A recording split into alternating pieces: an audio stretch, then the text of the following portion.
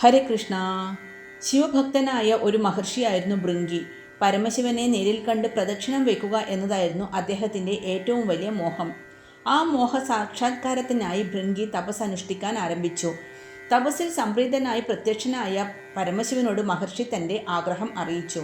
കൈലാസനാഥ, അവിടുത്തെ വാസസ്ഥലത്ത് വന്ന് അങ്ങേ പ്രദക്ഷിണം വെക്കണമെന്ന എൻ്റെ ആഗ്രഹം സാധിച്ചു തന്നാലും. പരമശിവൻ അത് അംഗീകരിച്ചു. അങ്ങനെ പരമശിവൻ ഭൃംഗിയുമായി കൈലാസത്തിലേക്ക് യാത്രയായി.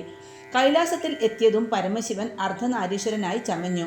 ഇത് മഹർഷിയെ ദുഃഖിതനാക്കി. കാരണം പരമശിവ ഭക്തനായിരുന്നുവെങ്കിലും മഹർഷിക്ക് പാർവതി ദേവിയോട് തെല്ലും ആദരവ് ഉണ്ടായിരുന്നില്ല. അർദ്ധനാരീശ്വര രൂപത്തെ പ്രദക്ഷിണം വെക്കുമ്പോൾ പാർവതിയും വലവെക്കുകയല്ലേ ചെയ്യുന്നത്?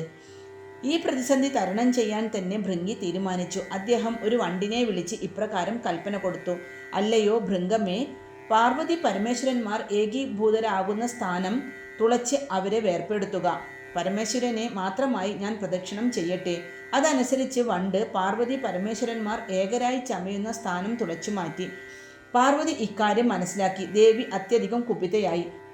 ഹേ മുനെ, പാർവതി പരമേശ്വരന്മാരെ ഒന്നായി കാണുവാൻ കഴിയാതെ നീ ഞങ്ങളെ വേർപെടുത്താൻ യത്നിച്ചതിലൂടെ മഹാദേവിയായ എന്നെ അപമാനിക്കുക കൂടിയാണ് ചെയ്തത്. അല്ലയോ ദുഷ്ടബുദ്ധേ, നിന്റെ ഇക്കാലം വരെയുള്ള തപസ്സും ശക്തിയും ഫലപ്പെടാതെ പോകട്ടെ. നിന്റെ ശരീരം താങ്ങാൻ ശക്തിയില്ലാതെ കാലുകൾ ദുർബലമായി തീരട്ടെ എന്നിങ്ങനെ ദേവി മഹർഷിയെ ശപിച്ചു. അതോടെ ഭൃംഗി മഹർഷിയുടെ കാലുകൾ ദുർബലമായി തുടങ്ങി. അദ്ദേഹത്തിൻ്റെ ശരീരഭാരം താങ്ങാനാവാതെ ആ കാലുകൾ ദുർബലമായി. ഭൃംഗി വീണ്ടും തപസ്സിലേർപ്പെട്ടു. ഭൃംഗിയുടെ തപസ്സിൽ പരമേശ്വരൻ പ്രത്യക്ഷനായി. മഹർഷി അപേക്ഷിച്ചു. ദേവ, അവിടുത്തോടുള്ള അകൃത്രിമ ഭക്തിയാൽ എനിക്ക് മറ്റൊരു മൂർത്തിയെയും ഭജിക്കണമെന്ന മോഹം ഉണ്ടായില്ല.